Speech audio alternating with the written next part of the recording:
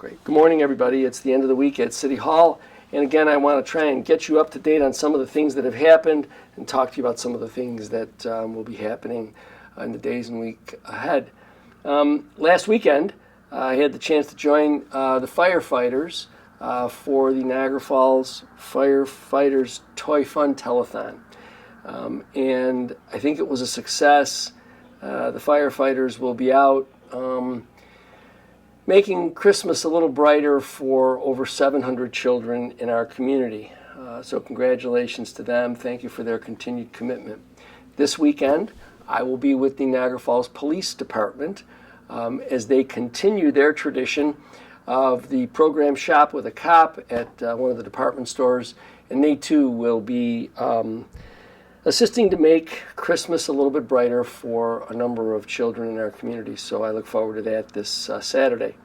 Also this Saturday, Oakwood Cemetery will be at noon placing wreaths at various sites within the cemetery. So I look forward to that Christmas tradition with them as well. This past week, as you may be aware, we have finalized the budget for 2025. And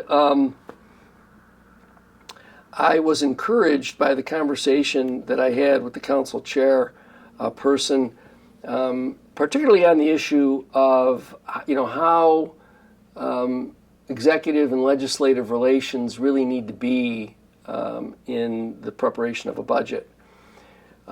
We've been here now for 5 years and have created 5 budgets, and none of those budgets have in there hidden funds or trap doors or anything else that's secret. And what we would hope for, and what we enjoyed at least in the first couple of years, was an open dialogue with council members about the things that they would be looking to see if they could be achieved in the coming budget preparation. So it's that dialogue, it's that openness. We have one council member who likes to talk about sunshine being the greatest disinfectant, but yet that council member really doesn't like to operate in the sunshine. So that's unfortunate. That council member will continue to do what they do in the way in which they do it, trying to come across as the community's council member. But the reality is that council member is really trying to drag this city backwards in time. There is little, if any, that the administration and the council can debate at budget time. Substantially, could be, it's in excess of 80% of the budget is personnel related, controlled by collective bargaining agreements. There are other balances in the budget that are contractual based upon contracts that we have with vendors for services and for supplies. So it seems kind of bizarre that a council member would think that there are these holes or these pockets in the budget that are holding funds for which there's no legitimate purpose. So again, beware of that kind of message. It's really a message of disharmony. It's a message that is looking to separate members of the city, and it's really not productive and beneficial for us trying to move forward. As you know, we have a number of projects that we are looking to move ahead with. The North Main Street project just recently announced, as well as the finalization of our acquisition by eminent domain of the property down in the downtown area. Those projects will benefit from a city council that recognizes their importance. Obviously, there are no other plans out on the table, and so that being the case, the question is council members getting on board with the projects, as you saw with our North Main Street project, and simply moving forward. Also in the coming week, we are expecting to be able to put a cap on some of the final pieces in the North Main Street project.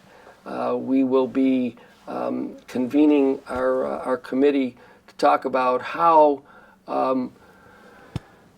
reasonable developers, responsible developers, can come to the table and be a part of the future of that space. So be on the lookout for more information on that as we go forward. We've been enjoying some snow-free days. I mean, if you're paying attention to the news at all, you realize that areas in South Buffalo and south of Buffalo have been hit quite heavily with snow. And so we've been fortunate. The next couple of days are going to be a bit cold.